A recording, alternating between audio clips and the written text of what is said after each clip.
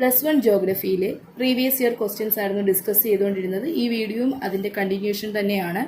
നമ്മൾ ഇന്ന് സ്റ്റാർട്ട് ചെയ്യുന്നത് 9ാമത്തെ പാഠമായ solar radiation, heat balance and temperature, സൗരവികിരണം, താപസന്തുലനം, ഊഷ്മാവ് എന്ന പാഠത്തെ പ്രീവിയസ് ഇയർ ക്വസ്റ്റ്യൻസ് ആണ്. അപ്പോൾ ആദ്യത്തെ ക്വസ്റ്റ്യനിലോട്ട് പോകാം. ആദ്യത്തെ ചോദ്യം, describe the factors controlling the distribution of temperature. താപനിലയുടെ വിതരണത്തെ സ്വാധീനിക്കുന്ന ഘടകങ്ങൾ. താപവിതരണത്തെ സ്വാധീനിക്കുന്ന ഘടകങ്ങൾ ഏതൊക്കെയാണെന്നാണ് question. Factors controlling temperature distribution നമുക്ക് ഏതൊക്കെയാണെന്ന് നോക്കാം. ആദ്യത്തെ ഫാക്ടറാണ് ലാറ്റിറ്റ്യൂഡ് എന്ന് പറയുന്നത്, അക്ഷാംശം എന്ന് പറയുന്നത്. നമുക്കറിയാം, ഭൂമധ്യ രേഖയിൽ നിന്ന് ധ്രുവ പ്രദേശത്തോട്ട് പോകുന്തോറും ചൂട് അഥവാ താപം എങ്ങനെയാണ് കുറഞ്ഞു വരികയാണ് ചെയ്യുന്നത്. ഇക്വറ്റോറിയൽ റീജിയൻസിൽ നിന്ന് പോളാർ റീജിയൻസിലോട്ട് പോകുന്തോറും ടെമ്പറേച്ചർ എന്ത് ചെയ്യുന്നു? ഡിക്രീസ് ചെയ്യുന്നു. മറ്റൊരു രീതിയിൽ പറഞ്ഞാൽ ലോവർ ലാറ്റിറ്റ്യൂഡ്സിൽ നിന്ന് ഹയർ ലാറ്റിറ്റ്യൂഡിനൽ ഏരിയസിലോട്ട് പോകുന്തോറും എന്ത് സംഭവിക്കുന്നു? ടെമ്പറേച്ചർ ഡിക്രീസ് ചെയ്യുന്നു. ലാറ്റിറ്റ്യൂഡിൻ്റെ ഇൻഫ്ലുവൻസ് എങ്ങനെയാണ്? Temperature decreases from equator towards poles. ഭൂമധ്യരേഖയിൽ നിന്ന് ധ്രുവങ്ങളിലേക്ക് പോകുന്തോറും ചൂട് കുറയുന്നു. സെക്കൻഡ് ഫാക്ടറാണ് ഓൾട്ടിറ്റ്യൂഡ്. നമ്മൾ കഴിഞ്ഞ പാഠത്തിൽ ട്രോപ്പോസ്ഫിയറിൻ്റെ ഒക്കെ കാര്യം പറഞ്ഞപ്പോൾ നമ്മൾ പറഞ്ഞിരുന്നു, ഹൈറ്റ് കൂടുന്നതനുസരിച്ച്, ഓൾട്ടിറ്റ്യൂഡ് കൂടുന്നതനുസരിച്ച് എന്ത് സംഭവിക്കുന്നുണ്ട്? ടെമ്പറേച്ചർ കുറയുന്നു. ഉയരം കൂടുന്നതനുസരിച്ച് താപം കുറയുന്നു. അതിനൊരു റേറ്റ് പറഞ്ഞിരുന്നു. ഓരോ 165 മീറ്ററിനും 1 ഡിഗ്രി സെൽഷ്യസ് വെച്ച് ടെമ്പറേച്ചർ കുറയുന്നു. അതിനെ നമ്മൾ എന്തുവാ പറയുന്നത്? നോർമൽ ലാപ്സ് റേറ്റ് അഥവാ ക്രമമായ താപനഷ്ട നിരക്ക്. അപ്പോൾ ഇതിൽ നിന്ന് എന്ത് മനസ്സിലാക്കാം? ഓൾട്ടിറ്റ്യൂഡ് കൂടുന്നതനുസരിച്ച് ടെമ്പറേച്ചർ എന്ത് ചെയ്യുന്നു? കുറയുന്നു. Temperature decreases with increase in altitude. ഉയരം കൂടുമ്പോൾ ചൂട് കുറഞ്ഞു വരുന്നു. തേർഡ് ഫാക്ടറാണ് ഡിസ്റ്റൻസ് ഫ്രം സീ. കടലിൽ നിന്നുള്ള ദൂരം. കടലുമായിട്ട് അല്ലെങ്കിൽ സമുദ്രവുമായിട്ട് ചേർന്ന് കിടക്കുന്ന സ്ഥലങ്ങളിൽ എങ്ങനെയായിരിക്കും? മോഡറേറ്റ് ടെമ്പറേച്ചർ ആയിരിക്കും. എന്നാൽ കടലിൽ നിന്ന് ഒരുപാട് അകലെയുള്ള ലാൻഡ് ലോക്ക്ഡ് ആയിട്ടുള്ള ഏരിയാസിൽ എങ്ങനെയായിരിക്കും? ചൂട് കൂടുതലായിരിക്കും. അപ്പോൾ സമുദ്രത്തിൽ നിന്നുമുള്ള ദൂരം കൂടുന്നതനുസരിച്ച് താപം എന്ത് ചെയ്യുന്നുണ്ട്? കൂടുന്നു. Temperature increases as distance from see increases. സമുദ്രത്തിൽ നിന്ന് ദൂരം കൂടുമ്പോൾ ചൂട് കൂടുന്നു. അടുത്ത ഫാക്ടറാണ് ഓഷ്യൻ കറൻസ് അഥവാ സമുദ്രജല പ്രവാഹങ്ങൾ. അപ്പോൾ ഉഷ്ണജല പ്രവാഹവുമുണ്ട്, ശീതജല പ്രവാഹമുണ്ട്. വാം ഓഷ്യൻ കറൻസുമുണ്ട്, കോൾഡ് ഓഷ്യൻ കറൻസും ഉണ്ട്. അപ്പോൾ ഈ വാം ഓഷ്യൻ കറൻസ് അഥവാ ഉഷ്ണജല പ്രവാഹം ഒഴുകുന്ന സ്ഥലങ്ങളിൽ അല്ലെങ്കിൽ തീരങ്ങളിൽ എങ്ങനെയാണ്? ചൂട് കൂടുന്നു, ടെമ്പറേച്ചർ കൂടുന്നു. വാം കറൻസ് പോകുന്ന അല്ലെങ്കിൽ ഫ്ലോ ചെയ്യുന്ന സ്ഥലങ്ങളിൽ എങ്ങനെയായിരിക്കും? ടെമ്പറേച്ചർ ഇൻക്രീസ് ചെയ്യും. എന്നാൽ കോൾഡ് ഓഷ്യൻ കറൻസ് മൂവ് ചെയ്യുന്ന സ്ഥലങ്ങളിൽ എങ്ങനെയായിരിക്കും? അല്ലെങ്കിൽ ഫ്ലോ ചെയ്യുന്ന സ്ഥലങ്ങളിൽ, കോൾഡ് ഓഷ്യൻ കറൻസ് ഫ്ലോ ചെയ്യുന്ന സ്ഥലങ്ങളിൽ ടെമ്പറേച്ചർ എങ്ങനെയായിരിക്കും? കുറയുന്നു. ശീതജല പ്രവാഹം ഒഴുകുന്ന തീരങ്ങളിൽ ചൂട് കുറയുന്നു. നോക്കിയേ, temperature increases in areas where warm currents flow whereas temperature decreases in areas where cold currents flow.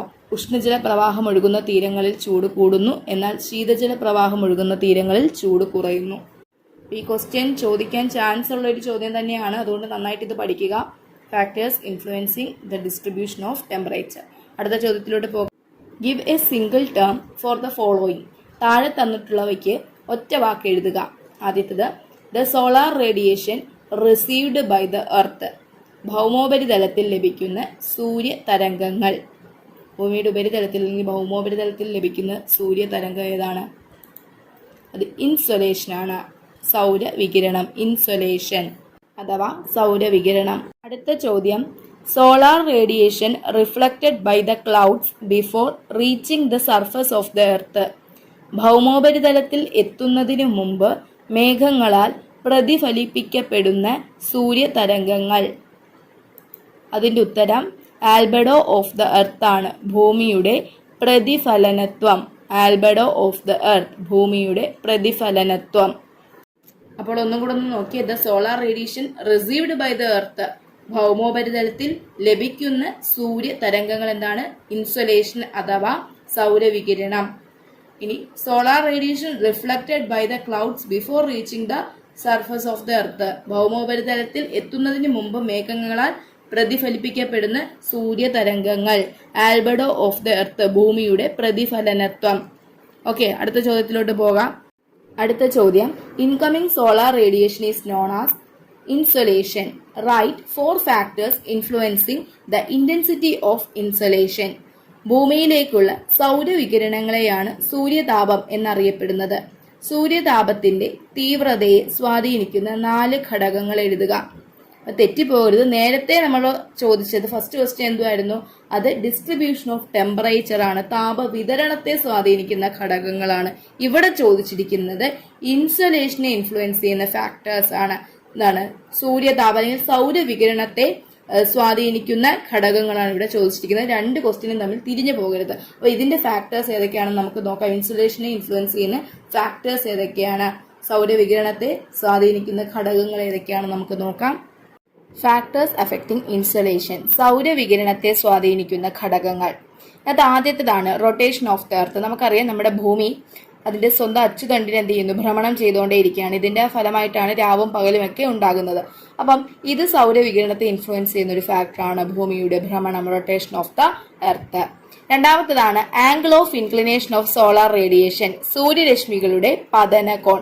നമുക്കറിയാം ഭൂമിയിൽ എല്ലായിടത്തും ഒരേപോലെയല്ല അല്ലെങ്കിൽ ഒരേ ആംഗിളിലല്ല ഈ സോളാർ റേഡിയേഷൻ ലഭിക്കുന്നത്, സൂര്യരശ്മികൾ വന്ന് പതിക്കുന്നത്. നമ്മുടെ ഇക്വറ്റോറിയൽ റീജിയൻസിൽ എങ്ങനെയായിരിക്കും?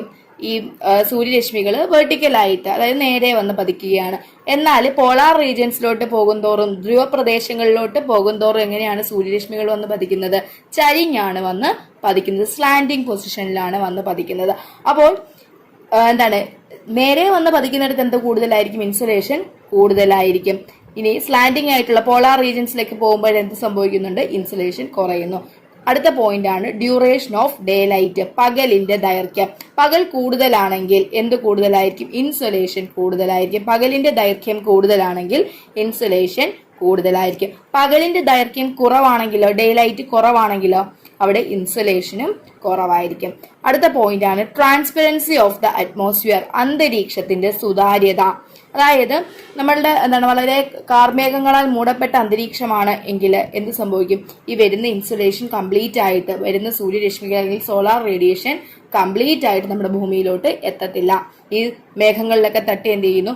റിഫ്ലക്ട് ചെയ്ത് പോകുന്നു. അപ്പം എന്താണ്? ക്ലിയർ സ്കൈ ആണെങ്കിൽ അവിടെ ഇൻസുലേഷൻ കൂടുതലായിരിക്കും. അന്തരീക്ഷത്തിന്റെ സുതാര്യത, ട്രാൻസ്പെറൻസി കൂടുതലാണെങ്കിൽ അവിടെ ഇൻസുലേഷൻ കൂടുതലായിരിക്കും. അപ്പൊ ഇൻസുലേഷനെ ഇൻഫ്ലുവൻസ് ചെയ്യുന്ന ഫാക്ടേഴ്സ് ആണ് റൊട്ടേഷൻ ഓഫ് ദി എർത്ത്, ഭൂമിയുടെ ഭ്രമണം, angle of inclination of solar radiation, സൂര്യരശ്മികളുടെ പതനകോൺ, ഡ്യൂറേഷൻ ഓഫ് ഡേ ലൈറ്റ്, പകലിന്റെ ദൈർഘ്യം, ട്രാൻസ്പെറൻസി ഓഫ് അറ്റ്മോസ്ഫിയർ, അന്തരീക്ഷത്തിന്റെ സുതാര്യത.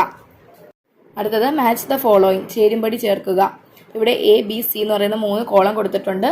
അപ്പം ഇതിനകത്ത് കറക്റ്റ് വരുന്ന എ കോളം ആയിട്ട് ഏതാണ്? ബിയിൽ മാച്ച് വരുന്നത്, അത് ഏതാണ്? സിയിലായിട്ട് മാച്ച് വരുന്നത്, അത് കറക്റ്റായിട്ട് എഴുതാനാണ് ചോദിച്ചിട്ടുള്ളത്. എ കോളത്തിനകത്ത് ആദ്യത്തേതാണ് transfer of heat through horizontal movement of air, വായുവിന്റെ തിരശ്ചീന ചലനം വഴി താപ കൈമാറ്റം നടക്കുന്നതിനെ. എ കോളത്തിനകത്ത് B the gain and loss in heat by incoming and outgoing radiation, ഭൗമോപരിതലത്തിൽ വരുന്നതും പുറത്തേക്ക് പോകുന്നതുമായ താപോർജ്ജ വ്യത്യാസം. എ കോളത്തിനകത്ത് C the incoming solar radiation, ഭൂമിയിലേക്ക് ലഭിക്കുന്ന സൗരോർജ്ജം. ബി കോളത്തിനകത്ത് ആദ്യത്തേതാണ് ഹീറ്റ് ബഡ്ജറ്റ്, താപ ബഡ്ജറ്റ്. ബി കോളത്തിനകത്ത് സെക്കൻഡ് വൺ അഡ്വെക്ഷൻ, അഭിവഹനം. ബി കോളത്തിനകത്ത് തേർഡ് വൺ ഇൻസൊലേഷൻ, സൂര്യതാപം. സി കോളത്തിനകത്ത് ആദ്യത്തേത് ഷോർട്ട് വേവ് റേഡിയേഷൻ, കുറഞ്ഞ തരംഗ ദൈർഘ്യം. സി കോളത്തിനകത്ത് രണ്ടാമത്തത് വിൻഡ്, കാറ്റ്. സി കോളത്തിനകത്ത് last one reflection and absorption, പ്രതിഫലനവും ആഗിരണവും. അപ്പോൾ നോക്കി, എ കോളത്തിനകത്ത് ആദ്യത്തേതുമായിട്ട് മാച്ച് ആയിട്ടുള്ള ബി കോളത്തിനകത്ത് ഏതാണ്? Transfer of heat through horizontal movement of air, വായുവിന്റെ തിരശ്ചീന ചലനം വഴി താപ കൈമാറ്റം നടക്കുന്നതിന് എന്തുവാ പറയുന്നത്? അതിനെ പറയുന്ന പേരാണ് അഡ്വെക്ഷൻ. എന്തുവാണ്? അഡ്വെക്ഷൻ അഥവാ അഭിവഹനം, അഡ്വെക്ഷൻ. അതിനെ അതുമായിട്ട് മാച്ച് ചെയ്യുന്ന ഏതാണ് സി കോളത്തിനകത്ത് വരുന്നത്? ഷോർട്ട് വേവ് റേഡിയേഷൻ അല്ല, വിൻഡ് വരും അല്ലെ, കാറ്റ്. അപ്പം transfer of heat through horizontal movement of air, വായുവിന്റെ തിരശ്ചീന ചലനം വഴി താപ കൈമാറ്റം നടക്കുന്നതിനെ പറയുന്ന പേരാണ് അഡ്വെക്ഷൻ, അഭിവഹനം. എക്സാമ്പിൾ ആണ് കാറ്റ്. ഓക്കെ, അടുത്തതിനകത്തോട്ട് പോകാം. The gain and loss in heat by incoming and outgoing radiation, ഭൗമോപരിതലത്തിൽ വരുന്നതും പുറത്തേക്ക് പോകുന്നതുമായ താപോർജ്ജ വ്യത്യാസം. അത് ഏതാണ്? അതിനെയാണ് നമ്മൾ ഹീറ്റ് ബഡ്ജറ്റ് അഥവാ താപ ബഡ്ജറ്റ് എന്ന് പറയുന്നത്. താപ ബഡ്ജറ്റ്, ഹീറ്റ് ബഡ്ജറ്റിന്റെ കാര്യം പറഞ്ഞപ്പോൾ നമ്മൾ പറഞ്ഞു ഈ വരുന്ന സോളാർ റേഡിയേഷൻ കംപ്ലീറ്റ്ലി നമ്മൾ എന്ത് ചെയ്യുന്നില്ല? അബ്സോർബ് ചെയ്യുന്നില്ല, ഭൂമി അബ്സോർബ് ചെയ്യുന്നില്ല, അറ്റ്മോസ്ഫിയർ അബ്സോർബ് ചെയ്യുന്നില്ല. കുറച്ച് എന്ത് ചെയ്യുന്നു, റിഫ്ലക്റ്റ് ഒക്കെ ചെയ്ത് പോകുന്നുണ്ട്. അപ്പോൾ സി കോളമായിട്ട് ഇതിനകത്ത് ഏതാണ് മാച്ച് വരുന്നത്? റിഫ്ലക്ഷൻ ആൻഡ് അബ്സോർപ്ഷൻ, പ്രതിഫലനവും ആഗിരണവും. അപ്പോൾ നോക്കിയേ, the gain and loss in heat by incoming and outgoing solar radiation, ഭൗമോപരിതലത്തിൽ വരുന്നതും പുറത്തേക്ക് പോകുന്നതുമായ താപോർജ്ജ വ്യത്യാസം, അതിനെയാണ് ഹീറ്റ് ബജറ്റ് അഥവാ താപ ബജറ്റ് എന്ന് പറയുന്നത്. റിഫ്ലക്ഷൻ ആൻഡ് അബ്സോർപ്ഷൻ, പ്രതിഫലനവും ആഗിരണവും. അടുത്തത് നോക്കിയേ, ദ ഇൻകമിംഗ് സോളാർ റേഡിയേഷൻ, ഭൂമിയിലേക്ക് ലഭിക്കുന്ന സൗരോർജ്ജം. അപ്പം നമ്മൾ ഇൻകമിംഗ് സോളാർ റേഡിയേഷനെയാണ് നമ്മൾ എന്തെന്ന് വിളിക്കുന്നത്? ഇൻസൊലേഷൻ അഥവാ സൗരവികിരണം അല്ലെങ്കിൽ സൂര്യതാപം എന്നൊക്കെ വിളിക്കുന്നത്. അപ്പോൾ ഇവിടെ മാച്ച് ഏതാണ്? ഇൻസൊലേഷൻ. ഈ ഇൻസൊലേഷൻ എന്ന് പറയുന്നത് എങ്ങനെയാണ്? ലോങ് വേവ് ആണോ ഷോർട്ട് വേവ് ആണോ? ഷോർട്ട് വേവ് ആണ്, കുറഞ്ഞ തരംഗദൈർഘ്യമാണ്. അപ്പം ഷോർട്ട് വേവ് റേഡിയേഷൻ, കുറഞ്ഞ തരംഗ ദൈർഘ്യം. നോക്കിയേ, ദ ഇൻകമിംഗ് സോളാർ റേഡിയേഷൻ, ഭൂമിയിലേക്ക് ലഭിക്കുന്ന സൗരോർജ്ജം. ഇൻസുലേഷൻ, സൂര്യതാപം. ഷോർട്ട് വേവ് റേഡിയേഷൻ, കുറഞ്ഞ തരംഗ ദൈർഘ്യം. ഓക്കെ, അപ്പോൾ നമുക്ക് അടുത്ത ക്വസ്റ്റ്യനിലോട്ട് പോകാം. അടുത്ത ചോദ്യം, distinguish between insulation and terrestrial radiation, സൂര്യതാപത്തെ ഭൗമ വികിരണത്തിൽ നിന്നും വേർതിരിച്ചെഴുതുക. അപ്പോൾ അതിൻ്റെ ആൻസർ നമുക്ക് നോക്കാം. ഇൻസുലേഷൻ എന്ന് വെച്ചാൽ നമ്മുടെ സൂര്യനിൽ നിന്നും വരുന്ന സൗരോർജത്തെയാണ് നമ്മൾ ഇൻസുലേഷൻ എന്ന് പറയുന്നത്. സൗരവികിരണം അല്ലെങ്കിൽ സൂര്യതാപം എന്നൊക്കെ പറയുന്നത് ആ പേരിനകത്തുണ്ട്. സൗരവികിരണം, സൂര്യതാപം. അപ്പൊ സൂര്യനിൽ നിന്നാണ് വരുന്നത് ഇൻസുലേഷൻ. ഇൻകമിംഗ് സോളാർ റേഡിയേഷൻ ഇങ്ങോട്ട് വരികയാണ്, ഭൂമിയിലോട്ട് വരികയാണ്. ഇൻകമിംഗ് സോളാർ റേഡിയേഷൻ എങ്ങനെയാണ്? ഭൂമിയിലോട്ട് വരികയാണ്. സൂര്യനിൽ നിന്നും ഭൂമിയിലോട്ട് വരുന്ന റേഡിയേഷനെയാണ് നമ്മൾ എന്തെന്ന് പറയുന്നത്? ഇൻസൊലേഷൻ എന്ന് പറയുന്നത്. ഇതെങ്ങനെയാണ്? ഇതിന്റെ തരംഗ ദൈർഘ്യം വളരെ കുറഞ്ഞ തരംഗ ദൈർഘ്യമായിരിക്കും, അതായത് ഷോർട്ട് വേവ് റേഡിയേഷൻ ആയിരിക്കും. ഹ്രസ്വ തരംഗങ്ങളാണ് ഈ ഇൻസുലേഷൻ എന്ന് പറയുന്നത്. അപ്പൊ ഇൻസുലേഷൻ എന്ന് വെച്ചാൽ എന്താണ്? സൂര്യനിൽ നിന്നും വരുന്ന വികിരണത്തെയാണ് നമ്മൾ എന്തെന്ന് പറയുന്നത്? ഇൻസുലേഷൻ അഥവാ സൗരവികിരണം. റേഡിയേഷൻ കമ്മിങ് ഫ്രം സൺ, സൂര്യനിൽ നിന്നും വരുന്ന റേഡിയേഷനെയാണ് നമ്മൾ ഇൻസുലേഷൻ എന്ന് പറയുന്നത്.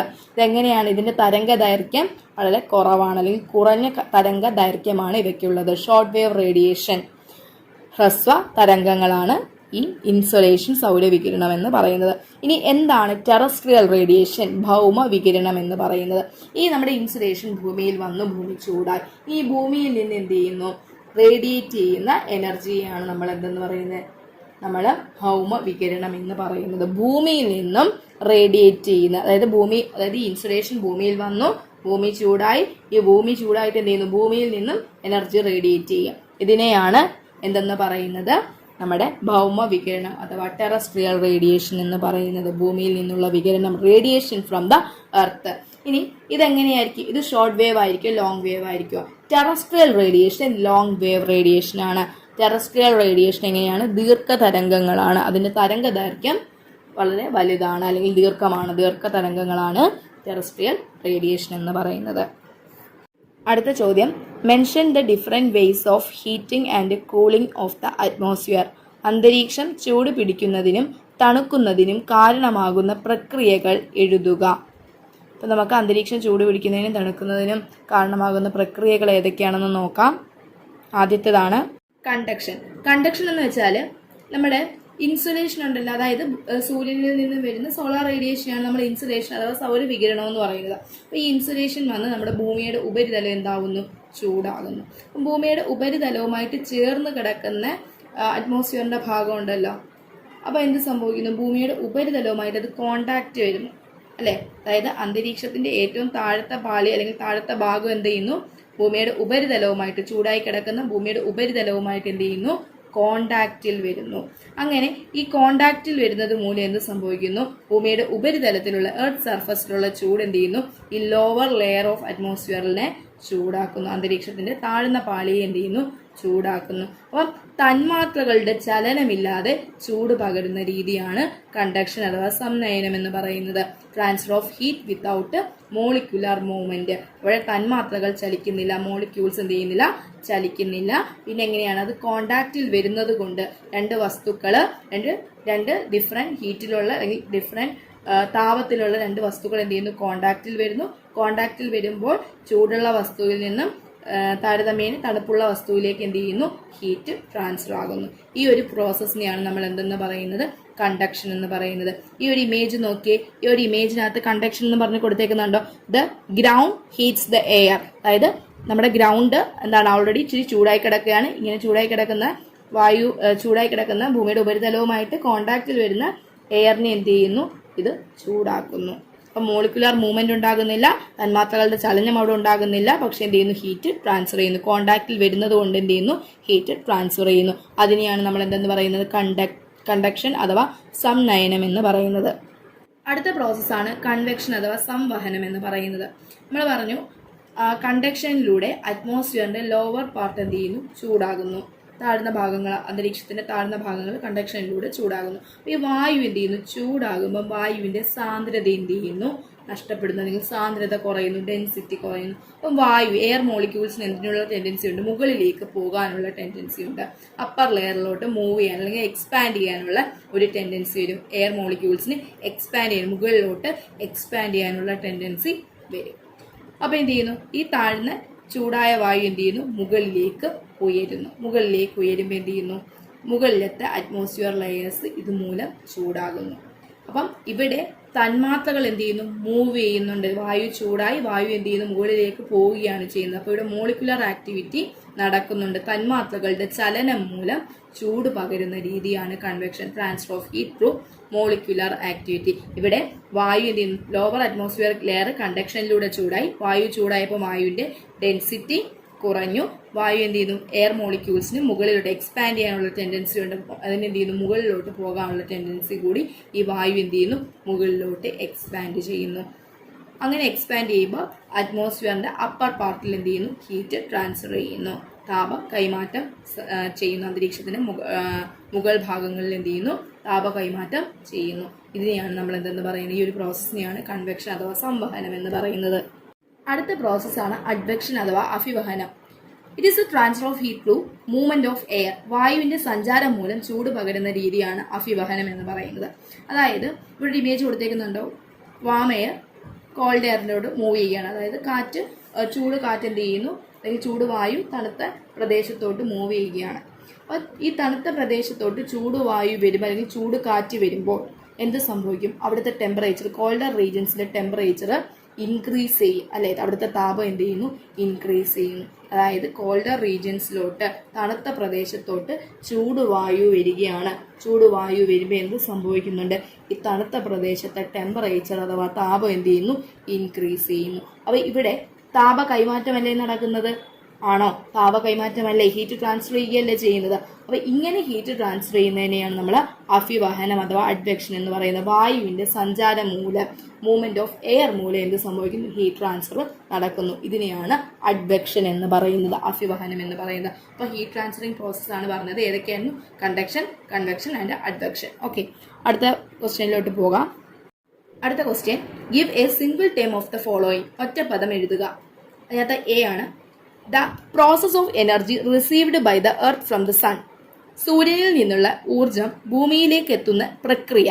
നമ്മൾ നേരത്തെ പറഞ്ഞാണ്, സൂര്യനിൽ നിന്നും ഊർജം ഭൂമിയിലോട്ട് എത്തുന്നത്, സോളാർ റേഡിയേഷൻ ഭൂമിയിലോട്ട് എത്തുന്ന പ്രക്രിയ നമ്മൾ എന്തോ വിളിക്കുന്നത്, ഇൻസൊലേഷൻ അഥവാ സൗരവികിരണം. അപ്പം the process of energy received by the earth from the sun is known as insolation. സൂര്യനിൽ നിന്നുള്ള ഊർജം ഭൂമിയിലേക്ക് എത്തുന്ന പ്രക്രിയയാണ് സൗരവികിരണം. അടുത്ത ബി പാർട്ട് നോക്കിയേ, the process of radiating energy by the earth. സൗരോർജം ഭൂമി സ്വീകരിച്ചതിനു ശേഷം തിരിച്ചയക്കുന്ന പ്രക്രിയ. എന്തോ അതിന് പറയുന്നത്, നമ്മുടെ എന്താണ്, ഇൻസൊലേഷൻ ഭൂമിയിലെത്തി, സൂര്യനിൽ നിന്ന് വരുന്ന സോളാർ റേഡിയേഷൻ ഭൂമിയിലെത്തി, എന്നിട്ട് ഭൂമിയെ ചൂടാക്കിയിട്ട് അത് തിരിച്ച് റേഡിയേറ്റ് ചെയ്ത് പോകുന്നതിന് നമ്മൾ എന്തോ വിളിക്കുന്നത്, ടെറസ്ട്രിയൽ റേഡിയേഷൻ. ടെറസ്ട്രിയൽ റേഡിയേഷൻ അഥവാ ഭൗമ വികിരണം. ടെറസ്ട്രിയൽ റേഡിയേഷൻ അഥവാ ഭൗമ വികിരണം. അപ്പോൾ the process of radiating energy by the earth is known as terrestrial radiation. സൗരോർജം ഭൂമി സ്വീകരിച്ചതിനു ശേഷം തിരിച്ചയക്കുന്ന പ്രക്രിയ ഭൗമ വികിരണം. Next question, the earth is farthest from the sun on dash. ഭൂമി സൂര്യനിൽ നിന്ന് ഏറ്റവും അകലെ വരുന്നത്. ഭൂമി സൂര്യനിൽ നിന്ന് ഏറ്റവും അകലെ വരുന്നത് എന്നാണ്, അത് ജൂലൈ 4-നാണ്. ജൂലൈ 4. അപ്പോൾ ഭൂമി സൂര്യനിൽ നിന്ന് ഏറ്റവും അകലെ വരുന്നത് എന്നാണ്, ജൂലൈ 4. അതിനൊരു പേര് പറയും, എന്താണ്, അപ്ഹീലിയോൺ. അപ്ഹീലിയോൺ. ഓക്കെ, അടുത്ത ചോദ്യത്തിലോട്ട് പോകാം. അടുത്ത ചോദ്യം, the one which is not an element of weather. ദിനാവസ്ഥയുടെ ഘടകമല്ലാത്തത്. ഇപ്പൊ വെതറിന്റെ ഘടകമല്ലാത്ത എലമെന്റ് അല്ലാത്തതാണ് ചോദിച്ചിരിക്കുന്നത്. ടെമ്പറേച്ചർ, താപനില വെതറിന്റെ ഒരു ഘടകമാണ് അല്ലെ? ആണ്.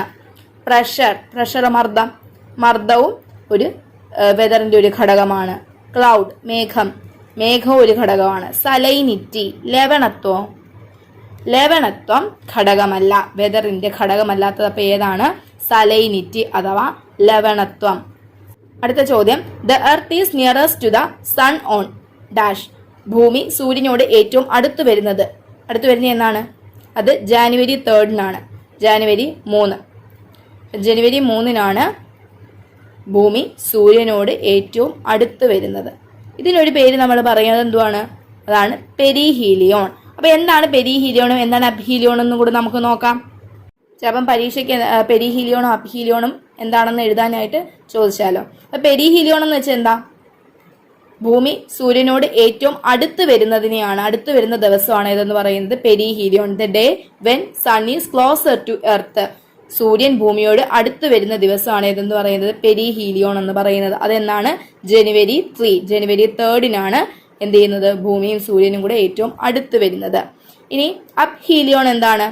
This day when sun is farther from the earth. സൂര്യൻ ഭൂമിയിൽ നിന്ന് അകലെ സ്ഥിതി ചെയ്യുന്ന ദിവസമാണ് എന്തെന്ന് പറയുന്നത്? അബ്ഹീലിയോൺ എന്ന് പറയുന്നത്. ഭൂമിയും സൂര്യനും തമ്മിലുള്ള അകലം ഏറ്റവും കൂടുതലാകുന്ന ദിവസമാണ് ഏതെന്ന് പറയുന്നത്? അബ്ഹീലിയോൺ എന്ന് പറയുന്നത്. അതെന്നാണ്? അത് ജൂലൈ 4-ആണ്. ജൂലൈ 4. അടുത്ത ചോദ്യം നോക്കിയേ. With the help of the given diagram explain the process through which the earth's atmospheric system maintains heat balance. ഭൂമിയുടെ അന്തരീക്ഷ വ്യവസ്ഥയിൽ താപസന്തുലനം നിലനിർത്തുന്ന പ്രക്രിയ നൽകിയിരിക്കുന്ന ചിത്രത്തെ അടിസ്ഥാനമാക്കി വിവരണം തയ്യാറാക്കുക. അപ്പൊ ഇവിടെ കൊടുത്തിരിക്കുന്ന ഇമേജ് നമ്മുടെ ടെക്സ്റ്റിലുള്ള സെയിം ഇമേജ് തന്നെയാണ് ഇവിടെ വീണ്ടും കൊടുത്തിട്ടുള്ളത്. അപ്പം ഇതെന്തിനെ പറ്റിയുള്ള ഒരു ഇമേജാ? നമ്മുടെ ഹീറ്റ് ബജറ്റിനെ പറ്റിയുള്ള ഒരു ഇമേജാണ്. താപ ബജറ്റിനെ പറ്റിയുള്ള ഒരു ഇമേജാണ് കൊടുത്തിട്ടുള്ളത്. അപ്പൊ നമുക്ക് ഹീറ്റ് ബജറ്റ് എന്താണ്, അതിനെ എങ്ങനെ എക്സ്പ്ലെയിൻ ചെയ്യാന്നൊക്കെ ഒന്ന് നോക്കാം. ചെറുതായിട്ട് നമുക്കൊന്ന് ഹീറ്റ് ബജറ്റ് എന്താണെന്ന് നോക്കാം. ഓക്കെ, അപ്പൊ എന്താണ് ഹീറ്റ് ബജറ്റ് അഥവാ എന്താണ് താപ ബജറ്റ് എന്ന് വെച്ചാൽ? താപ ബജറ്റ് എന്ന് വെച്ചാൽ ഇൻസുലേഷൻ, അതായത് it is the balance between insulation and terrestrial radiation എന്ന് നമുക്ക് പറയാം. അതായത് സൗരവികിരണവും ഭൗമവികിരണവും തമ്മിലുള്ള ഒരു സന്തുലനത്തെയാണ് നമ്മൾ എന്തെന്ന് പറയുന്നത്? ഹീറ്റ് ബജറ്റ് അഥവാ താപ ബജറ്റ് എന്ന് പറയുന്നത്. ഓക്കെ, അപ്പൊ നമ്മുടെ ഭൂമിയിലോട്ട് വരുന്ന സോളാർ റേഡിയേഷൻ അഥവാ ഇൻസുലേഷനെ നമുക്ക് സൗരവികിരണത്തെ നമുക്ക് 100% റേഡിയേഷനാണ് വരുന്നതെന്ന് വിചാരിക്കുക. സൂര്യനിൽ നിന്ന് വരുന്ന 100% റേഡിയേഷനാണ്. അപ്പൊ ഈ വരുന്ന റേഡിയേഷൻ നമ്മുടെ 14% എന്ത് ചെയ്യുന്നു? നമ്മുടെ അറ്റ്മോസ്ഫിയർ വരുന്ന വഴിക്ക് എന്ത് ചെയ്യുന്നു? നമ്മുടെ അന്തരീക്ഷം അബ്സോർബ് ചെയ്യുന്നു. അന്തരീക്ഷം എന്ത് ചെയ്യുന്നു? ഈ വരുന്നതിൽ നിന്നും 14% എന്ത് ചെയ്യുന്നു? അബ്സോർബ് ചെയ്യുന്നു. അപ്പൊ സൂര്യനിൽ നിന്ന് വരുന്ന സോളാർ റേഡിയേഷൻ 100% ആണെന്ന് വിചാരിക്കുക. ഈ വരുന്ന വഴിക്ക് അന്തരീക്ഷ എത്രയെണ്ണത്തിനെ അബ്സോർബ് ചെയ്യുന്നു? ആഗിരണം ചെയ്യുന്നു. 14% ആഗിരണം ചെയ്യുന്നു. അപ്പം 100 നിന്ന് 14 പോയി. ബാക്കി എത്ര ഉണ്ട്? ബാക്കി 86% ഉണ്ട്. ഈ 86% നിന്ന് ഭൂമിയിലോട്ട് വരുമ്പോൾ എന്ത് ചെയ്യുന്നു? നമ്മുടെ ക്ലൗഡ്സ് ഒക്കെ ഉണ്ടല്ലോ, മേഘങ്ങളൊക്കെ. ഈ മേഘങ്ങളൊക്കെ എന്ത് ചെയ്യുന്നു? ഈ വരുന്ന 86% നിന്ന് 35% എന്ത് ചെയ്യുന്നു? ക്ലൗഡ്സ് ഒക്കെ റിഫ്ലക്ട് ചെയ്യുന്നു. മേഘങ്ങളൊക്കെ എന്ത് ചെയ്യുന്നു? പ്രതിഫലിപ്പിക്കുന്നു. അതായത് ഭൂമിയിലോട്ട് വരാതെ അവിടെ വെച്ച് തന്നെ എന്ത് ചെയ്യുന്നു? ഈ വരുന്ന റേഡിയേഷനെ ക്ലൗഡ്സ് എന്ത് ചെയ്യുന്നു? റിഫ്ലക്ട് ചെയ്ത് വിടുന്നു, പ്രതിഫലിപ്പിക്കുന്നു. അപ്പം ഈ 86 നിന്ന് 35 പോയി. ബാലൻസ് എത്ര ഉണ്ട്?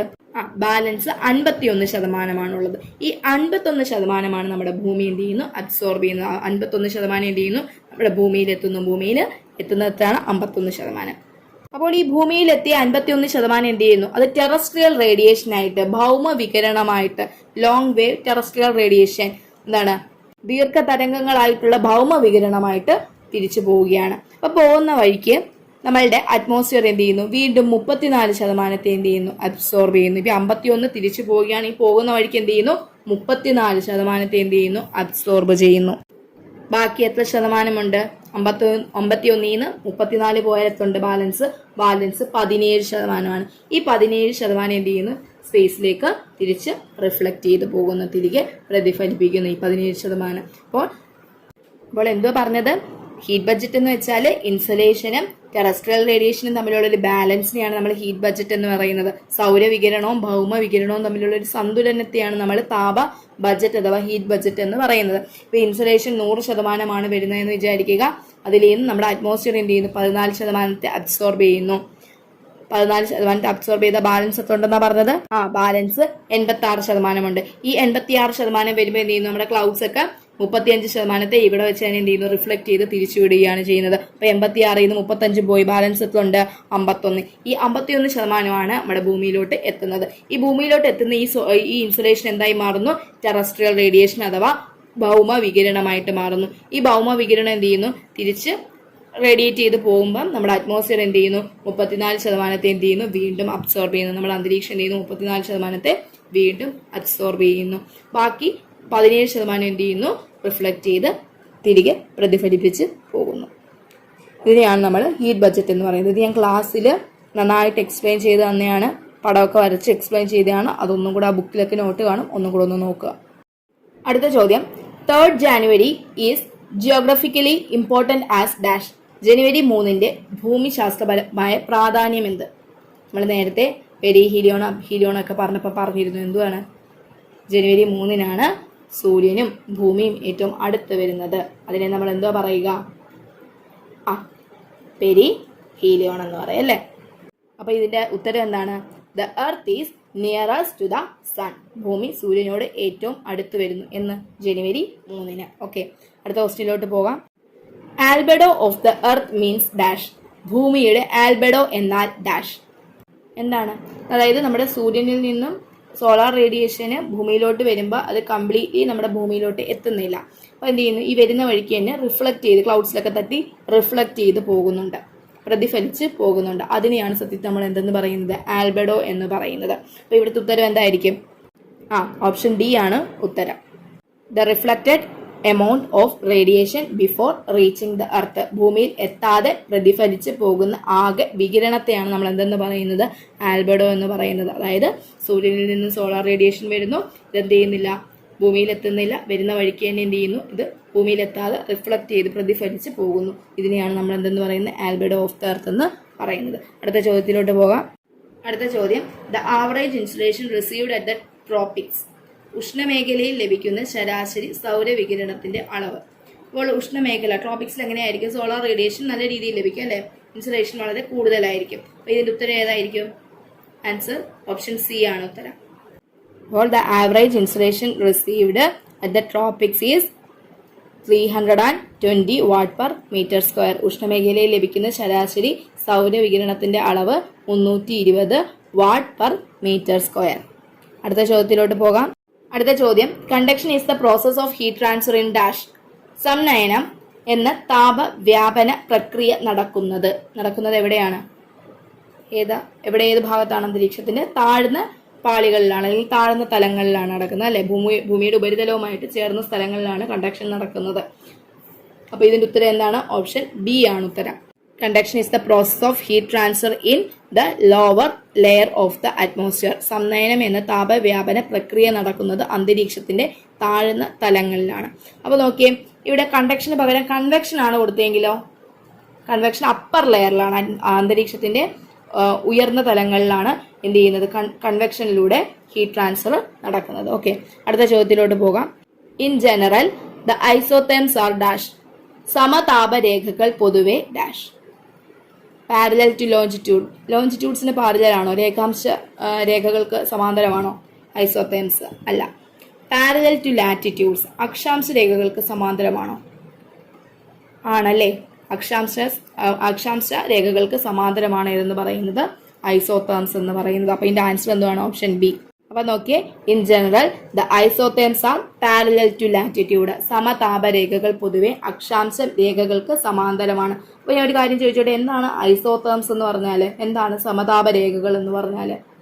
ഒരേ ടെമ്പറേച്ചറുള്ള, ഒരേ താപമുള്ള സ്ഥലങ്ങളെ, മേഖലകളെ തമ്മിൽ, പ്രദേശങ്ങളെ തമ്മിൽ യോജിപ്പിച്ച് വരയ്ക്കുന്ന സാങ്കല്പിക രേഖകളാണ് ഇതെന്ന് പറയുന്നത്. ഇമാജിനറി ലൈൻസ് ആണ് എന്തെന്ന് പറയുന്നത്? ഐസോതെർംസ് എന്ന് പറയുന്നത്. Isotherms are the imaginary lines connecting the places having equal same temperature. Okay, നമുക്കടുത്ത 10ാമത്തെ ചാപ്റ്ററായ atmospheric circulation and weather systems, അന്തരീക്ഷ ചംക്രമണങ്ങളും ദിനാന്തരീക്ഷ വ്യൂഹങ്ങളും എന്ന ചാപ്റ്ററിൽ പ്രീവിയസ് ഇയർ ക്വസ്റ്റ്യൻസ് നോക്കാം. ആദ്യത്തെ ചോദ്യം, match the following by correctly identifying the items from the column B and C against those given in column A കോളത്തിന് അനുയോജ്യമായവ ബി സി കോളങ്ങളിൽ നിന്ന് കണ്ടെത്തി ചേരുംപടി ചേർത്തെഴുതുക. ഇവിടെ 3 കോളം ഉണ്ട്, എ ബി സി എന്ന് പറയുന്ന 3 കോളം ഉണ്ട്. അപ്പം എക്ക് മാച്ച് ആയവ ബി സിയിൽ നിന്ന് എടുത്തെഴുതാനാണ് പറഞ്ഞിട്ടുള്ളത്. അപ്പോൾ എ കോളത്തിനകത്തുള്ളത് ആദ്യം വായിക്കാം. എ കോളത്തിനകത്ത് ആദ്യത്തേതാണ് ലാൻഡ് ബ്രേസ്, കരക്കാറ്റ്. രണ്ടാമത്തേത് ട്രോപ്പിക്കൽ സൈക്ലോൺ, ഉഷ്ണമേഖലാ ചക്രവാതം. മൂന്നാമത്തേതാണ് അറ്റ്മോസ്ഫിയറിക് പ്രഷർ, അന്തരീക്ഷ മർദ്ദം. നാലാമത്തേതാണ് സിറസ് ക്ലൗഡ്സ്, സിറസ് മേഘങ്ങൾ. ഇനി ബി കോളം നോക്കിയേ. ബി കോളത്തിനകത്ത് ആദ്യത്തേതാണ് ലോ പ്രഷർ സെന്റർ, ന്യൂനമർദ്ദ കേന്ദ്രം. ഫോംഡ് അറ്റ് ഹൈ ഓൾട്ടിറ്റ്യൂഡ്സ്, ഉന്നത മേഖലകളിൽ രൂപം കൊള്ളുന്നു. മൂന്നാമത്തേതാണ് ഫോംഡ് ഡ്യൂറിംഗ് ദ നൈറ്റ്, രാത്രി കാലങ്ങളിൽ രൂപം കൊള്ളുന്നു. ഐസോബാർ, തുല്യമർദ്ദ രേഖകൾ. ഇനി സി കോളത്തിനകത്തുള്ളത് നോക്കിയേ. ആദ്യത്തേതാണ് ഫെദറി അപ്പിയറൻസ്, തൂവൽ രൂപത്തിൽ. അടുത്തത് മില്ലി ബാർ, അതിന് മില്ലി ബാർ തന്നെയാണ്. പിന്നീട് ഹറിക്കെയിൻ. അടുത്ത last one land is cooler than sea, കര കടലിനേക്കാൾ കുറഞ്ഞ ചൂടിൽ. അപ്പൊ നോക്കിയേ, ആദ്യത്തെ നോക്കിയേ ലാൻഡ് ബ്രീസ്. ലാൻഡ് ബ്രീസുമായിട്ട് ഇവിടെ മാച്ച് ഏതാണ്? ലാൻഡ് ബ്രീസ് എപ്പോഴാണ് രൂപം കൊള്ളുന്നത്? ഫോംഡ് ഡ്യൂറിംഗ് ദ നൈറ്റ്, അല്ലെ, രാത്രി കാലങ്ങളിൽ രൂപം കൊള്ളുന്നു. കരക്കാറ്റ് രാത്രി കാലങ്ങളിലാണ് രൂപം കൊള്ളുന്നത്. അപ്പോൾ കര കടലിനേക്കാൾ കുറഞ്ഞ ചൂടിലാണ്, അല്ലെ. Land is cooler than the see.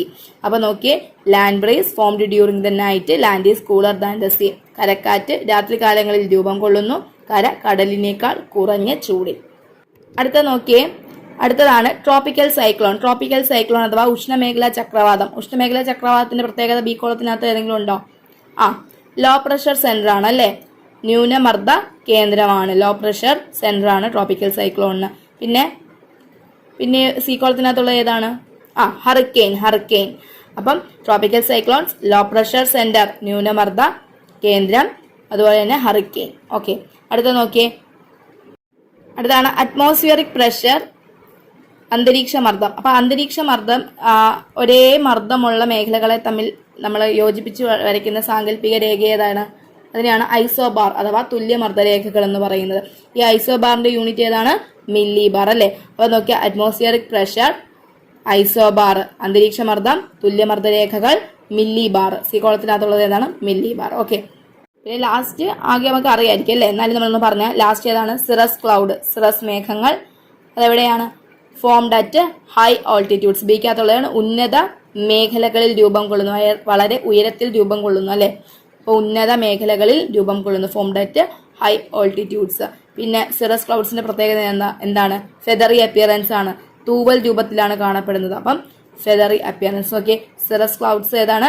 Formed at high altitudes, feathery appearance. Cirrus മേഘങ്ങൾ ഉന്നത മേഖലകളിൽ രൂപം കൊള്ളുന്നു, തൂവൽ രൂപത്തിൽ. ഒന്നുകൂടെ ഞാനൊന്ന് പറഞ്ഞു നോക്കാം. ആദ്യത്തെ നോക്കിയ ലാൻഡ് ബ്രീസ്, കരക്കാറ്റ്, ഫോംഡ് ഡ്യൂറിംഗ് ദ നൈറ്റ്, രാത്രികാലങ്ങളിൽ രൂപം കൊള്ളുന്നു.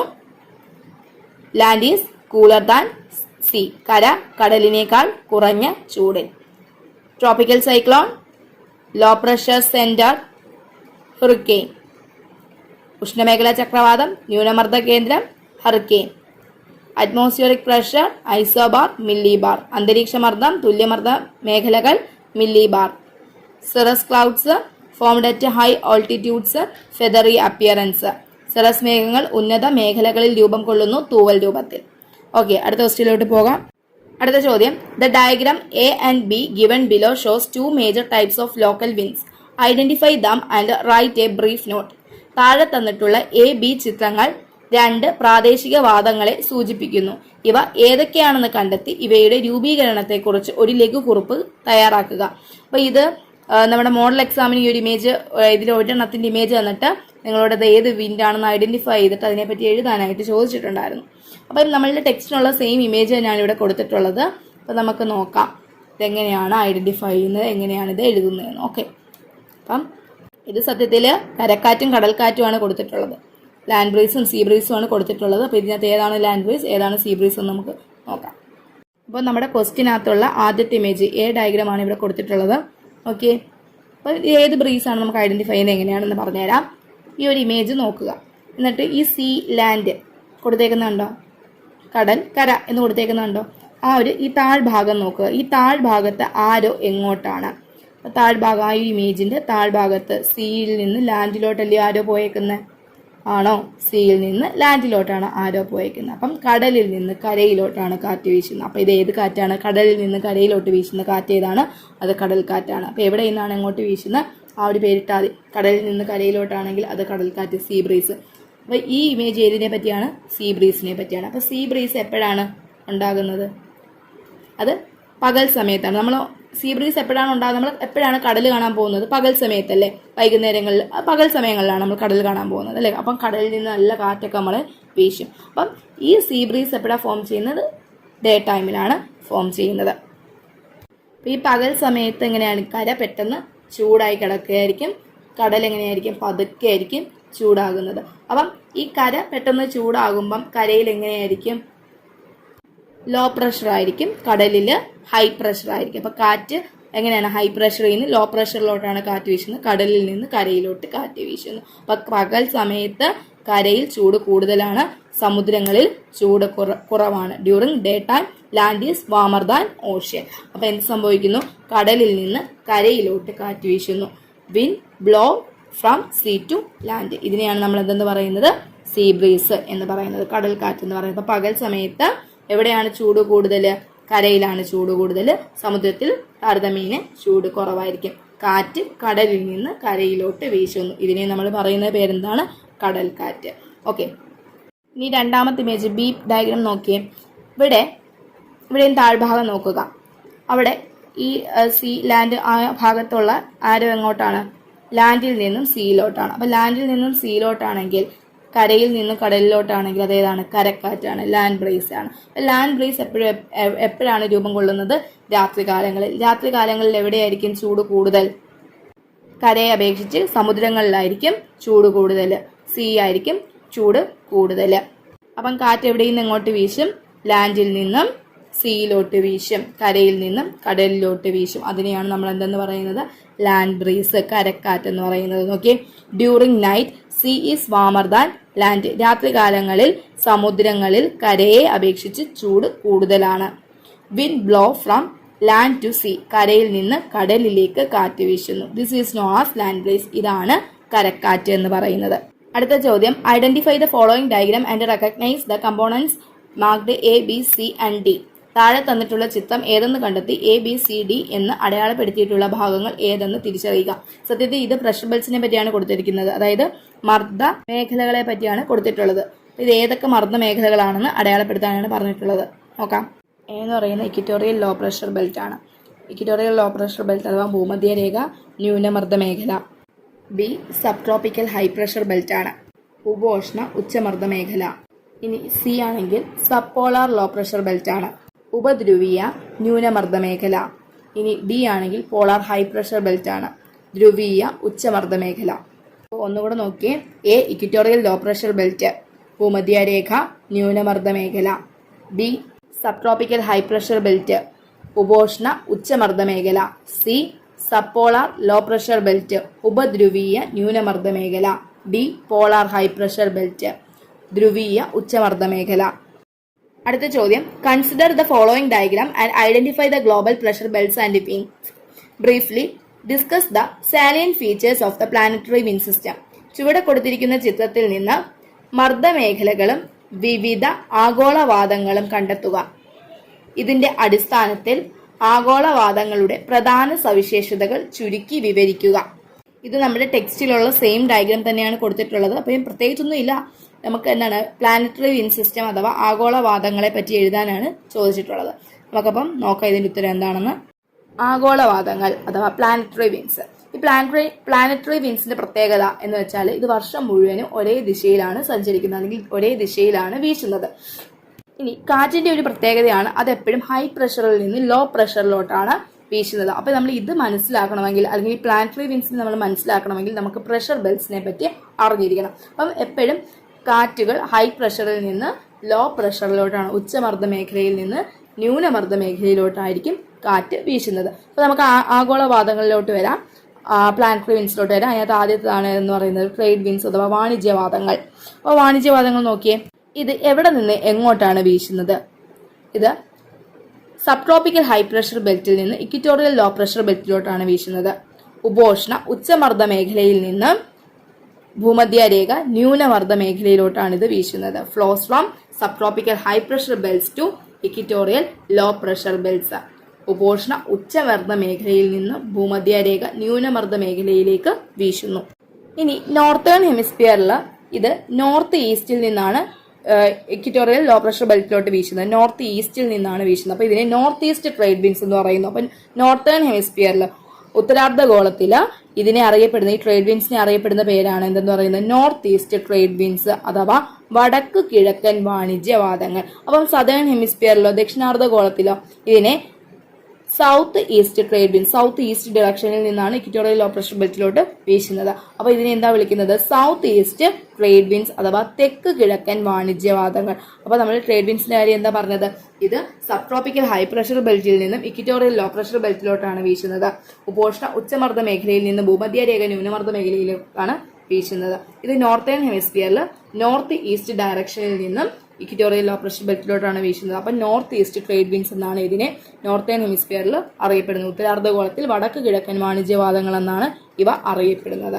ഇനി സദേൺ ഹെമിസ്ഫിയറിലോ? സദേൺ ഹെമിസ്ഫിയറിൽ ഇത് സൗത്ത് ഈസ്റ്റ് ഡയറക്ഷനിൽ നിന്ന് ഇക്വിറ്റോറിയൽ ലോ പ്രഷർ ബെൽറ്റിലോട്ടാണ് വീശുന്നത്. അപ്പൊ അതുകൊണ്ട് തന്നെ ഇതിന് സൗത്ത് ഈസ്റ്റ് ട്രേഡ് വിൻഡ്സ് അഥവാ തെക്കു കിഴക്കൻ വാണിജ്യവാദങ്ങൾ എന്ന് സദേൺ ഹെമിസ്ഫിയറിൽ ദക്ഷിണാർദ്ധഗോളത്തിൽ ഈ വാണിജ്യവാദങ്ങൾ അറിയപ്പെടുന്നു. അടുത്ത പ്ലാനറ്ററി വിൻഡാണ് വെസ്റ്റേർലീസ് അഥവാ പശ്ചിമവാദങ്ങൾ. ഈ വെസ്റ്റേർലീസ് എന്ന് പറയുന്നത് സബ് ട്രോപ്പിക്കൽ ഹൈ പ്രഷർ ബെൽറ്റിൽ നിന്നും സബ്പോളാർ ലോ പ്രഷർ ബെൽറ്റിലോട്ടാണ് വീശുന്നത്. സബ് ട്രോപ്പിക്കൽ ഹൈ പ്രഷർ ബെൽറ്റിൽ നിന്നും സബ്പോളാർ ലോ പ്രഷർ, അതായത് ഉപോഷ്ണ ഉച്ചമർദ്ദ മേഖലയിൽ നിന്ന് ഉപദ്രുവീയ ന്യൂനമർദ്ദ മേഖലയിലോട്ടാണ് വീശുന്നത്. ഇത് വെസ്റ്റേൺ ഡിറക്ഷനിൽ നിന്ന് വീശുന്നത് കൊണ്ട് തന്നെ ഇതിനെ വെസ്റ്റേർലീസ് എന്ന് വിളിക്കുന്നു. അഥവാ പശ്ചിമവാദങ്ങൾ, പശ്ചിമ ദിശയിൽ നിന്ന് വീശുന്നത് കൊണ്ട് തന്നെ ഇതിനെ എന്തെന്ന് വിളിക്കുന്നു? പശ്ചിമവാദങ്ങൾ എന്ന് വിളിക്കുന്നു. അടുത്ത പ്ലാനറ്ററി വിൻഡാണ് പോളാർ ഈസ്റ്റേർലീസ് എന്ന് പറയുന്നത്. ധ്രുവീയ പൂർവ്വവാദങ്ങൾ, പോളാർ ഈസ്റ്റേർലീസ്. ഈ polar easterlies polar high pressure ബെൽറ്റിൽ നിന്ന് സബ്പോളാർ ലോ പ്രഷർ ബെൽറ്റിലേക്കാണ് വീശുന്നത്. ധ്രുവീയ ഉച്ചമർദ്ദ മേഖലകളിൽ നിന്ന് ഉപധ്രുവീയ ന്യൂനമർദ്ദ മേഖലകളിലേക്കാണ് പോളാർ ഈസ്റ്റേർലീസ് വീശുന്നത്. ഇത് ഈസ്റ്റേൺ ഡിറക്ഷനിൽ നിന്ന് വീശുന്നത് കൊണ്ട് തന്നെ ഇതിനെ പോളാർ ഈസ്റ്റർലീസ്, ധ്രുവീയ പൂർവ്വവാദങ്ങൾ എന്ന് വിളിക്കുന്നു. അപ്പൊ പോളാർ ഈസ്റ്റർലീസിന്റെ പ്രത്യേകത എന്താണ്? ഏത് പ്രഷർ ബെൽറ്റിൽ നിന്ന് ഇങ്ങോട്ടാണ് വീശുന്നത്? പോളാർ ഹൈ പ്രഷർ ബെൽറ്റിൽ നിന്നും. ധ്രുവീയ ഉച്ചമർദ്ദ മേഖലകളിൽ നിന്ന് എങ്ങോട്ട് വീശുന്നു? സബ്പോളാർ ലോ പ്രഷർ ബെൽറ്റ്, ഉപധ്രുവീയ ന്യൂനമർദ്ദ മേഖലകളിലേക്ക് വീശുന്നു. അടുത്ത ചോദ്യം, some letter symbols used to represent the types of air masses are given. Identify each and write their names. വായുപിണ്ഡങ്ങളുടെ തരങ്ങൾ സൂചിപ്പിക്കുന്ന ചില അക്ഷര കോഡുകളാണ് ചുവടെ. ഓരോന്നും തിരിച്ചറിഞ്ഞ് ശരിയായ പേരുകൾ എഴുതുക. ആദ്യത്തത് MT, രണ്ടാമത്തത് CT, മൂന്നാമത്തത് CP, നാലാമത്തത് MP. അതിനകത്ത് നോക്കിയേ, ആദ്യത്തത് നോക്കിയേ MT. MT എന്ന് വെച്ചാൽ maritime tropical. CT continental tropical. CP continental polar. MP maritime polar. ഒന്നുകൂടെ നോക്കിയേ, MT. അപ്പൊ ഇതിനകത്ത് M മാരിടൈം, T എന്ന് വെച്ചാൽ എന്താണ്? ട്രോപ്പിക്കൽ. അപ്പം MT maritime tropical.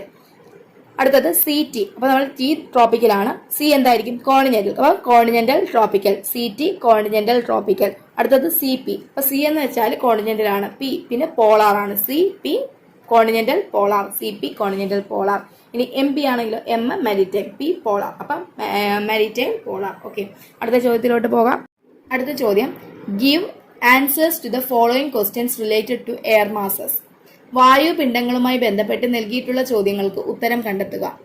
The criterion for classifying air masses is. വായുപിണ്ഡങ്ങളുടെ വർഗീകരണത്തിന് ഏത് മാനദണ്ഡ പ്രകാരമാണ്? ആദ്യത്തത് സൈസ്, രണ്ടാമത്തേത് ടെമ്പറേച്ചർ, മൂന്നാമത്തേത് സോഴ്സ് റീജിയൻ, നാലാമത്തേത് മൂവ്മെന്റ്, ചലനം. ഏത് പ്രകാരമാണ്? ഉത്തരം സോഴ്സ് റീജിയൻ. അപ്പോൾ the criterion for classifying air masses is source region. വായുപിണ്ഡങ്ങളെ വർഗീകരിക്കുന്നത് ഏത് മാനദണ്ഡ പ്രകാരമാണ്? അത് പ്രഭവ മേഖലയാണ്, പ്രഭവ മേഖല. Next question, explain the forces affecting the velocity and direction of wind. കാറ്റിന്റെ വേഗതയെയും ദിശയെയും സ്വാധീനിക്കുന്ന ബലങ്ങൾ വിശദമാക്കുക. നമുക്ക് ഇതിന്റെ ആൻസർ എന്താണെന്ന് നോക്കാം. Factors affecting wind speed and direction. കാറ്റിന്റെ വേഗതയും ദിശയും സ്വാധീനിക്കുന്ന ഘടകങ്ങൾ. ആദ്യത്തേതാണ് പ്രഷർ ഗ്രേഡിയന്റ് ഫോഴ്സ്, മർദ്ദ വ്യത്യാസം മൂലമുണ്ടാകുന്ന ബലം. അപ്പോൾ പ്രഷർ ഗ്രേഡിയന്റ് ഫോഴ്സ് സ്ട്രോങ് ആണെങ്കിൽ അവിടെ ഐസോബാർസ് എങ്ങനെയായിരിക്കും? ക്ലോസ് ആയിരിക്കും, അടുത്തടുത്തായിരിക്കും. അവിടെ വിൻഡിന്റെ ഫോഴ്സ് അല്ലെങ്കിൽ വിൻഡിന്റെ സ്പീഡ് എന്ന് പറയുന്നത് എങ്ങനെയായിരിക്കും? വളരെ സ്ട്രോങ് ആയിരിക്കും. എന്നാൽ പ്രഷർ ഗ്രേഡിയന്റ് അവിടെ വീക്ക് ആണെങ്കിൽ, മർദ്ദ വ്യത്യാസം മൂലമുണ്ടാകുന്ന ബലം അവിടെ കുറവാണെങ്കിൽ അവിടെ കാറ്റ് എങ്ങനെയായിരിക്കും? അതിന്റെ ശക്തി കുറവായിരിക്കും. അടുത്തതാണ് ഫ്രിക്ഷണൽ ഫോഴ്സ് അഥവാ ഘർഷണ ബലം. ഈ ഘർഷണ ബലം കാറ്റിന്റെ സ്പീഡിനെ അഫക്റ്റ് ചെയ്യുന്നുണ്ട്, കാറ്റിന്റെ വേഗതയെ അഫക്റ്റ് ചെയ്യുന്ന ഒരു പ്രധാനപ്പെട്ട ബലമാണ് ഇതെന്ന് പറയുന്നത് ഫ്രിക്ഷണൽ ഫോഴ്സ് അഥവാ ഘർഷണ ബലം എന്ന് പറയുന്നത്. ഇത് നമ്മുടെ ഭൂമിയുടെ ഉപരിതലവുമായിട്ട് വളരെ കൂടുതലായിരിക്കും. ഭൂമിയുടെ ഉപരിതലത്തോട് എന്ത് കൂടുതലായിരിക്കും? ഫ്രിക്ഷണൽ ഫോഴ്സ് കൂടുതലായിരിക്കും. എന്നാൽ സമുദ്രങ്ങളിലൊക്കെ വരുമ്പോഴത്തേക്ക് ഫ്രിക്ഷണൽ ഫോഴ്സ് കുറവായിരിക്കും. കാരണം അവിടെ അതിനെ റെസ്ട്രിക്ട് ചെയ്യാനായി ഒബ്സ്ട്രക്ട് ചെയ്യാനായിട്ട് അവിടെ വസ്തുക്കളൊന്നുമില്ല. അപ്പോൾ അവിടെ ഫ്രിക്ഷണൽ ഫോഴ്സ് എങ്ങനെയായിരിക്കും? കുറവായിരിക്കും. കാരണം സമുദ്രങ്ങളുടെയൊക്കെ മുകളിൽ അതുപോലെ തന്നെ പ്ലെയിൻ ഏരിയാസിലൊക്കെ ഫ്രിക്ഷണൽ ഫോഴ്സ് കുറവായിരിക്കും. അപ്പോൾ ഫ്രിക്ഷണൽ ഫോഴ്സ് കുറയുമ്പോൾ എന്ത് സംഭവിക്കും? കാറ്റിന്റെ സ്പീഡ് കൂടും. ഫ്രിക്ഷണൽ ഫോഴ്സ് കുറയുമ്പോൾ കാറ്റിന്റെ സ്പീഡ് കൂടും. ഫ്രിക്ഷൻ കൂടുതലാണെങ്കിൽ കാറ്റിന്റെ സ്പീഡ് കുറയും. അടുത്തതാണ് കൊറിയോലിസ് ഫോഴ്സ് അഥവാ കൊറിയോലിസ് ബലം. കാറ്റിന്റെ ദിശയെ സ്വാധീനിക്കുന്ന ഒരു ഘടകമാണ് ഇതെന്ന് പറയുന്നത് കൊറിയോലിസ് ഫോഴ്സ് എന്ന് പറയുന്നത്. നമുക്കറിയാം നോർത്തേൺ ഹെമിസ്ഫിയറിൽ വിൻഡിന്റെ ഡയറക്ഷനിൽ നിന്ന് കൊറിയോലിസ് ഫോഴ്സ് മൂലം എന്ത് ചെയ്യുന്നു? അത് ഡിഫ്ലക്ട് ചെയ്യുന്നു, വ്യതിചലിക്കുന്നു. ഏത് സൈഡിലോട്ട്? റൈറ്റിലോട്ട് ഡിഫ്ലക്ട് ചെയ്യുന്നു. നോർത്തേൺ ഹെമിസ്ഫിയറിൽ ഉത്തരാർദ്ധഗോളത്തിൽ വിൻഡിന്റെ ഡയറക്ഷനിൽ നിന്ന് വിൻഡ് എന്ത് ചെയ്യുന്നു? റൈറ്റിലോട്ട് ഡിഫ്ലക്ട് ചെയ്യുന്നു. സദേൺ ഹെമിസ്ഫിയറിൽ എന്ത് ചെയ്യുന്നു? വിൻഡിന്റെ ഡയറക്ഷനിൽ നിന്ന് ലെഫ്റ്റിലോട്ട് ഡിഫ്ലക്ട് ചെയ്യുന്നു. എന്ത് മൂലമാണത്? കൊറിയോലിസ് ഫോഴ്സ് മൂലമാണ്. അപ്പം വിൻഡിന്റെ സ്പീഡിനെയും അതിന്റെ ഡയറക്ഷനെയും സ്വാധീനിക്കുന്ന ഘടകങ്ങളാണ് ഇതെന്ന് പറയുന്നത് പ്രഷർ ഗ്രേഡിയന്റ് ഫോഴ്സ്, മർദ്ദ വ്യത്യാസം മൂലമുണ്ടാകുന്ന ബലം, ഫ്രിക്ഷണൽ ഫോഴ്സ് ഘർഷണ ബലം, കൊറിയോലിസ് ഫോഴ്സ് കൊറിയോലിസ് ബലം. അടുത്ത ചോദ്യം, write any 2 differences between tropical cyclones and temperate cyclones. ഉഷ്ണമേഖലാ ചക്രവാതങ്ങളും മിതോഷ്ണമേഖലാ ചക്രവാതങ്ങളും തമ്മിലുള്ള ഏതെങ്കിലും 2 വ്യത്യാസങ്ങൾ എഴുതുക. അപ്പൊ നോക്കാം. ട്രോപ്പിക്കൽ സൈക്ലോൺസ് അഥവാ ഉഷ്ണമേഖലാ ചക്രവാതങ്ങളുടെ പ്രത്യേകത എന്താണ്? അത് എവിടെയാണ് ഉത്ഭവിക്കുന്നത്? ഉഷ്ണമേഖലയിലാണ്. Formed in tropics. ആ പേരിൽ നിന്ന് തന്നെ അറിയാം, ഫോംഡ് ഇൻ ട്രോപ്പിക്സ്, ഉഷ്ണമേഖലയിൽ ഉത്ഭവിക്കുന്നു. ഫോംഡ് ഒൺലി ഓവർ ഓഷ്യൻസ്, കടലിൽ മാത്രമാണ് ഇവ രൂപം കൊള്ളുന്നത്. അപ്പോൾ ട്രോപ്പിക്കൽ സൈക്ലോൺസ് എവിടെ മാത്രമേ രൂപം കൊള്ളുന്നുള്ളൂ? കടലിൽ മാത്രമേ രൂപം കൊള്ളുന്നുള്ളൂ. Formed only over oceans. ഇതിന്റെ വെലോസിറ്റി, ട്രോപ്പിക്കൽ സൈക്ലോൺസിന്റെ വെലോസിറ്റി, അതിന്റെ ഇന്റൻസിറ്റി, അതിന്റെ വേഗതയും അതിന്റെ തീവ്രതയും ഒക്കെ വളരെ കൂടുതലായിരിക്കും. അപ്പം velocity and intensity of wind is high. Tropical സൈക്ലോൺസിന്റെ വെലോസിറ്റി, അതിന്റെ വേഗത, അതിന്റെ ഇന്റൻസിറ്റി, അതിന്റെ തീവ്രത ഇതൊക്കെ വളരെ കൂടുതലായിരിക്കും. അതുപോലെ തന്നെ ഈ ട്രോപ്പിക്കൽ സൈക്ലോൺസ് മൂലം എന്ത് ചെയ്യുന്നു? ശക്തമായ മഴയുണ്ടാകുന്നു. അപ്പം tropical cyclones causes heavy rainfall, ശക്തമായ മഴയ്ക്ക് കാരണമാകുന്നു. അപ്പോൾ ട്രോപ്പിക്കൽ സൈക്ലോൺസിന്റെ പ്രത്യേകത എന്താണ്? അത് ട്രോപ്പിക്സിലാണ് രൂപം കൊള്ളുന്നത്, ഉഷ്ണമേഖലയിൽ രൂപം കൊള്ളുന്നു, കടലിൽ മാത്രമാണ് രൂപം കൊള്ളുന്നത്. Formed only over oceans. ഈ ഉഷ്ണമേഖല ചക്രവാതങ്ങൾ അഥവാ ട്രോപ്പിക്കൽ സൈക്ലോൺസിന്റെ മറ്റൊരു പ്രത്യേകതയാണ് അതിന്റെ വിൻഡിന്റെ സ്പീഡും അതിന്റെ വെലോസിറ്റി, അതിന്റെ തീവ്രത, ഇന്റൻസിറ്റി ഒക്കെ എങ്ങനെയായിരിക്കും? വളരെ കൂടുതലായിരിക്കും. അതുപോലെ തന്നെ വളരെ ശക്തമായ മഴ എന്ത് ചെയ്യുന്നു? ഇതിന് മഴയ്ക്ക് കാരണമാകുന്നു എന്ത്? Tropical cyclones. ഇനി എക്സ്ട്രാ ട്രോപ്പിക്കൽ സൈക്ലോൺസ് അഥവാ മിതോഷ്ണ ചക്രവാതങ്ങളുടെ പ്രത്യേകത എന്താണ്? ഇത് മിഡ് ലാറ്റിറ്റ്യൂഡ്സിന്, മധ്യ അക്ഷാംശ പ്രദേശങ്ങൾക്ക് അപ്പുറത്താണ് ഇത് ഉത്ഭവിക്കുന്നത്. Formed beyond mid latitudinal regions, മധ്യ അക്ഷാംശ പ്രദേശങ്ങൾക്ക് അപ്പുറത്താണ് ഇത് ഉത്ഭവിക്കുന്നത്. നമ്മൾ ട്രോപ്പിക്കൽ സൈക്ലോൺസിന്റെ കാര്യം പറഞ്ഞപ്പോൾ അത് സമുദ്രത്തിൽ മാത്രമാണ് ഉത്ഭവിക്കുന്നതെന്ന് പറഞ്ഞു. എന്നാൽ എക്സ്ട്രാ ട്രോപ്പിക്കൽ സൈക്ലോൺസ് എന്താണ്? അത് സമുദ്രത്തിലും അതുപോലെ തന്നെ ലാൻഡ് ഏരിയാസിലും രൂപം കൊള്ളുന്നു, കരയിലും കടലിലും രൂപം കൊള്ളുന്നു. Formed over oceans and over land areas. ഇനി ഇതിന്റെ velocity and intensity of wind. Extra tropical സൈക്ലോൺസിന്റെ കാറ്റിന്റെ വേഗതയും തീവ്രതയൊക്കെ എങ്ങനെയാണ്? കുറവായിരിക്കും. പിന്നെ ഇതുണ്ടാക്കുന്ന മഴയുടെ അളവ് എങ്ങനെയായിരിക്കും? കുറവായിരിക്കും. കോസസ് ലെസ് റെയിൻഫാൾ, മഴയുടെ അളവ് എങ്ങനെയായിരിക്കും? കുറവായിരിക്കും. അടുത്ത ചോദ്യം, the wind that blows parallel to isobars. സമമർദ്ദ രേഖകൾക്ക് സമാന്തരമായി വീശുന്ന കാറ്റ്. സമമർദ്ദ രേഖകൾക്ക് സമാന്തരമായി വീശുന്ന കാറ്റാണ് ജിയോസ്ട്രോഫിക് വിൻഡ് അഥവാ ജിയോസ്ട്രോഫിക് കാറ്റ്. അപ്പോൾ the wind that blows parallel to isobars are geostrophic wind. സമമർദ്ദ രേഖകൾക്ക് സമാന്തരമായി വീശുന്ന കാറ്റാണ് ജിയോസ്ട്രോഫിക് കാറ്റ്. അടുത്ത 11ാമത്തെ പാഠമാണ് വാട്ടർ ഇൻ ദ അറ്റ്മോസ്ഫിയർ, അന്തരീക്ഷത്തിലെ ജലം. അപ്പോൾ ഈ ഒരു പാഠത്തിലെ പ്രീവിയസ് ഇയർ ക്വസ്റ്റ്യൻസ് നമുക്ക് ഏതൊക്കെയാണെന്ന് നോക്കാം. ആദ്യത്തെ ചോദ്യം, identify the major clouds based on their characteristics given below. താഴെ തന്നിട്ടുള്ള സവിശേഷതകളുടെ അടിസ്ഥാനത്തിൽ പ്രധാന തരം മേഘങ്ങളെ കണ്ടെത്തുക. ക്യാരക്ടറിസ്റ്റിക്സ് അഥവാ സവിശേഷതകൾ ഇവിടെ കൊടുത്തിട്ടുണ്ട്. ആദ്യത്തെ നോക്കിയേ, thin and detached with feathery appearance, തൂവൽ പോലെ കാണപ്പെടുന്നതും നേർത്ത് വേർപെട്ടതുമായവ. അങ്ങനെയുള്ള ക്ലൗഡ്സ് ഏതാണ്? നേരത്തെ തൂവൽ ഫിദറി അപ്പിയറൻസ് പറഞ്ഞിരുന്നു. ഏതായിരുന്നു അത്? സിറസ്. അതിൻ്റെ എന്താണ്? സിറസ് ക്ലൗഡ്സ് ആണത്. അപ്പോൾ thin and detached with feathery appearance cirrus clouds. തൂവൽ പോലെ കാണപ്പെട്ടതും നേർത്ത് വേർപെട്ടതുമായ മേഘങ്ങളാണ് സിറസ് മേഘങ്ങൾ. അടുത്ത ബി നോക്കിയേ. Black or dark grey in colour. കറുപ്പോ ചാര നിറത്തിലോ ഉള്ളവ. കറുപ്പോ ചാര നിറത്തിലോ കാണപ്പെടുന്ന മേഘങ്ങൾ ഏതാണ്? അത് നിംബസ് ആണ്. നിംബസ്.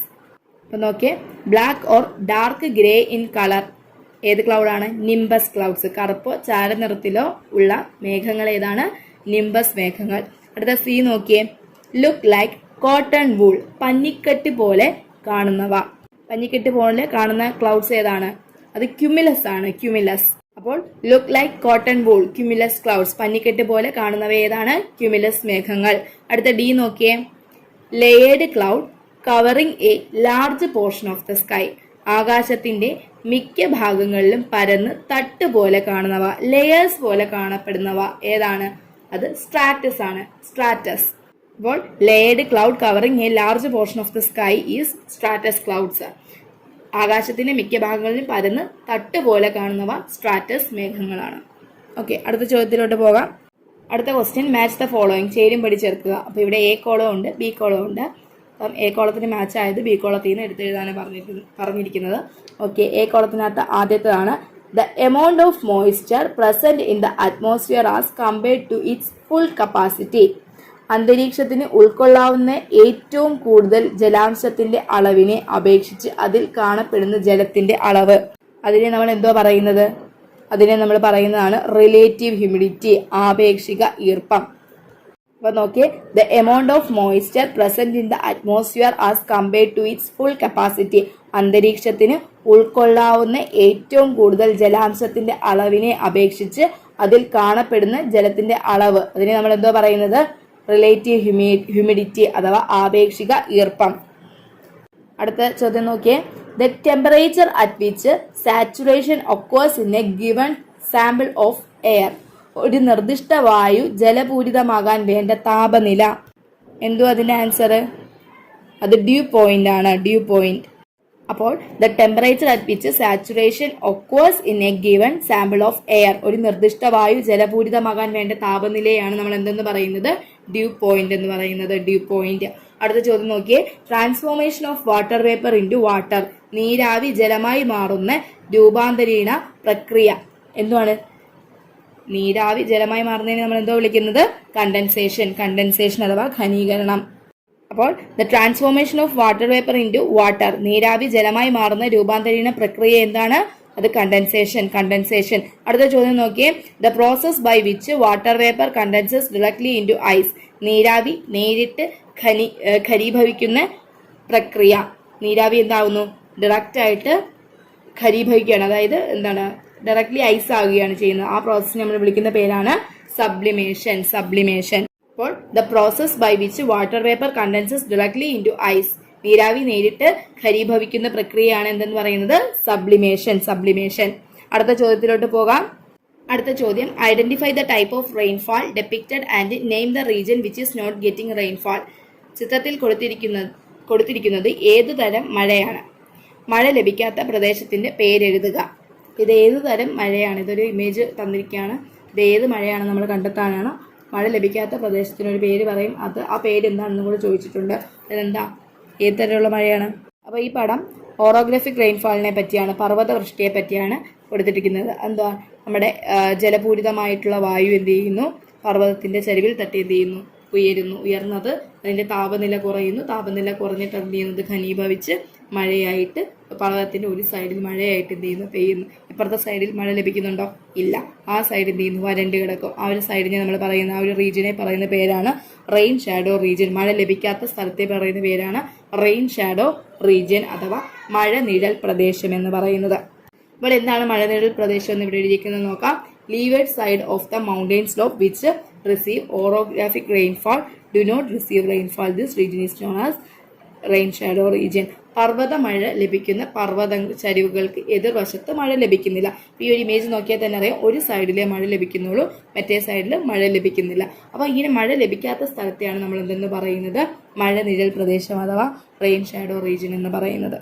അടുത്ത ചോദ്യം, discuss briefly on the 3 main types of rainfall. 3 പ്രധാന തരത്തിലുള്ള വർഷപാതത്തെക്കുറിച്ച് ഒരു കുറിപ്പ് തയ്യാറാക്കുക. അപ്പോൾ പ്രധാനപ്പെട്ട 3 മഴകളെ പറ്റി എഴുതാനാണ് പറഞ്ഞിട്ടുള്ളത്. നമുക്ക് നോക്കാം. ടൈപ്സ് ഓഫ് റെയിൻഫാൾ, വിവിധ തരം മഴകൾ. അതിനകത്ത് ആദ്യത്തേതാണ് കൺവെക്ഷണൽ റെയിൻഫാൾ അഥവാ സംവഹന വൃഷ്ടി. അതായത് ചൂടായ വായു അല്ലെങ്കിൽ ചൂടേറിയ വായു എന്ത് ചെയ്യുന്നു, അതിൻ്റെ സാന്ദ്രത നഷ്ടപ്പെടുന്നു, അതിൻ്റെ ഭാരം കുറയുന്നു, സാന്ദ്രത നഷ്ടപ്പെടുന്നു. ഈ സാന്ദ്രത നഷ്ടപ്പെടുമ്പോൾ എന്ത് ചെയ്യുന്നു, ഈ വായു മുകളിലേക്ക് ഉയരുന്നു. വായു ഇങ്ങനെ മുകളിലേക്ക് ഉയർന്ന് ചൂടായ വായു എന്ത് ചെയ്യുന്നു, മുകളിലേക്ക് ഉയരുന്നു, സാന്ദ്രത നഷ്ടപ്പെട്ട് മുകളിലേക്ക് ഉയരുന്നു. പിന്നീട് എന്ത് സംഭവിക്കുന്നു, ഈ മുകളിലേക്ക് ഉയർന്ന വായുവിൻ്റെ ടെമ്പറേച്ചർ ഡ്രോപ്പ് ആകുന്നു, ടെമ്പറേച്ചർ കുറയുന്നു, താപം നഷ്ടപ്പെടുന്നു. അങ്ങനെ താപം നഷ്ടപ്പെടുമ്പോൾ ഈ ചൂട് കൂടിയ വായു ഉയർന്നു പോയല്ലോ, അതിൻ്റെ താപം നഷ്ടപ്പെടുമ്പോൾ വായു എന്ത് ചെയ്യാൻ തുടങ്ങുന്നു, കണ്ടൻസ് ചെയ്യാനായിട്ട് തുടങ്ങുന്നു, ഘനീഭവിക്കാനായിട്ട് തുടങ്ങുന്നു. ഇങ്ങനെ ഘനീഭവിച്ച് അതെന്തായി മാറുന്നു, ക്യുമുലസ് മേഘങ്ങളായിട്ട് മാറുന്നു. പിന്നീട് ഈ ക്യുമുലസ് മേഘങ്ങൾ എന്തായി പെയ്യുന്നു, മഴയായിട്ട് പെയ്യുന്നു. അപ്പം ഇടിമിന്നലോട് കൂടിയ മഴയായിട്ട് പെയ്യുന്നു. ഇങ്ങനെയുള്ള റെയിൻഫാളിനെയാണ് കൺവെക്ഷണൽ റെയിൻഫാൾ എന്ന് പറയുന്നത്. അപ്പോൾ ചൂട് കൂടിയ പ്രദേശങ്ങളിലായിരിക്കും ഇങ്ങനെയുള്ള മഴ ലഭിക്കുന്നത്. അപ്പോൾ നമ്മുടെ ഭൂമധ്യരേഖ പ്രദേശങ്ങളിൽ, ട്രോപ്പിക്സിലൊക്കെ ഇങ്ങനെയുള്ള മഴയാണ് കൺവെക്ഷണൽ റെയിൻഫാൾ കോമൺ ആണ്. ഇടിമിന്നലോട് കൂടിയ മഴയാണ് കൺവെക്ഷണൽ റെയിൻഫാൾ അഥവാ സംവഹന വൃഷ്ടി. അടുത്തതാണ് ഓറോഗ്രാഫിക് റെയിൻഫാൾ അഥവാ പർവ്വത വൃഷ്ടി അല്ലെങ്കിൽ ശൈലവൃഷ്ടി എന്നൊക്കെ പറയും. ഇതെന്ന് വെച്ചാൽ എന്ത് ചെയ്യുന്നു, മോയ്സ്ചർ ആയിട്ടുള്ള എയർ, അതായത് ജലപൂരിതമായിട്ടുള്ള വായു എന്ത് ചെയ്യുന്നു, പർവ്വത ചരിവുകളിലൂടെ ഉയരുന്നു. ഈ ഉയർന്നിട്ട് എന്ത് സംഭവിക്കുന്നു, ഈ ഉയർന്നിട്ട് ഇത് ഈ വായു എന്ത് ചെയ്യുന്നു, ഇത് തണുക്കുന്നു, ഇതിൻ്റെ ടെമ്പറേച്ചർ കുറയുന്നു, ഇത് തണുക്കുന്നു, ഇത് ഘനീഭവിച്ച് ഈ പർവ്വതത്തിൻ്റെ ഒരു സൈഡിൽ എന്ത് ചെയ്യുന്നു, മഴ പെയ്യുന്നു. നമ്മൾ നേരത്തെ പറഞ്ഞില്ലേ, അത് തന്നെ പറയുന്നത്. പർവ്വതത്തിൻ്റെ ഒരു സൈഡിൽ എന്ത് ചെയ്യുന്നു, മഴ കിട്ടുന്നു. ഇപ്പുറത്തെ സൈഡിൽ മഴ കിട്ടുന്നുണ്ടോ, ഇല്ല. അതിനെ നമ്മൾ എന്തെന്ന് പറയുന്നു, റെയിൻ ഷാഡോ റീജിയൻ എന്ന് പറയുന്നു. ഇനി അടുത്തൊരു ടൈപ്പാണ് ഇതെന്ന് പറയുന്നത് സൈക്ലോണിക് റെയിൻഫാൾ അഥവാ ചക്രവാത വൃഷ്ടി. അതായത് ഈ ചക്രവാതങ്ങൾ ഉണ്ടാകുന്ന മഴയാണ് ഇതെന്ന് പറയുന്നത് cyclonic rainfall caused due to cyclones. ചക്രവാതങ്ങളുടെ ഫലമായിട്ടുണ്ടാകുന്ന മഴയാണ് ഇതെന്ന് പറയുന്നത് സൈക്ലോണിക് റെയിൻഫാൾ എന്ന് പറയുന്നത്. അടുത്ത ചോദ്യം, process responsible for transformation of water vapour into water is dash. നീരാവി ജലമായി മാറുന്ന പ്രക്രിയ ഏതാണ് നീരാവി ജലമായി മാറുന്ന പ്രക്രിയ? അത് കണ്ടൻസേഷൻ ആണ്, ഘനീഭവിക്കലാണ്. അപ്പോൾ process responsible for transformation of water vapour into water is condensation. നീരാവി ജലമായി മാറുന്ന പ്രക്രിയ ഘനീഭവിക്കലാണ്. അടുത്ത ചോദ്യം, the temperature at which water starts evaporating. ജലം ബാഷ്പമാകാൻ തുടങ്ങുന്ന താപനില. ജലം ബാഷ്പമാകാൻ തുടങ്ങുന്ന താപനില എന്താണ് പറയുന്നത്? അതിനെയാണ് ലാറ്റന്റ് ഹീറ്റ് ഓഫ് വേപ്പറൈസേഷൻ, ബാഷ്പീകരണ ലീനതാപം എന്ന് പറയുന്നത്. The temperature at which water starts evaporating is known as latent heat of vaporization. ജലം ബാഷ്പമാകാൻ തുടങ്ങുന്ന താപനിലയാണ് ബാഷ്പീകരണ ലീനതാപം. ഇനി ഈ പാഠത്തിൽ നിന്ന് പ്രധാനമായും നോക്കേണ്ട 2-3 കാര്യങ്ങളും കൂടെ. ഫോംസ് ഓഫ് കണ്ടൻസേഷൻ, ഘനീകരണ രൂപങ്ങൾ, അതുപോലെ തന്നെ അബ്സല്യൂട്ട് ഹ്യൂമിഡിറ്റി, റിലേറ്റീവ് ഹ്യൂമിഡിറ്റി ഒക്കെയാണ് ഈ ഒരു പാഠത്തിൽ ഇനിയും കൂടെ പ്രധാനമായിട്ട് നോക്കേണ്ട കുറച്ച് കാര്യങ്ങളും കൂടെ. അപ്പോൾ എന്തായാലും ഇന്നത്തെ ക്ലാസ് വൈൻഡപ്പ് ചെയ്യാണ്. അപ്പോൾ ഇന്നത്തെ ക്ലാസ് മനസ്സിലായെന്ന് വിചാരിക്കുന്നു. നന്ദി, നമസ്കാരം.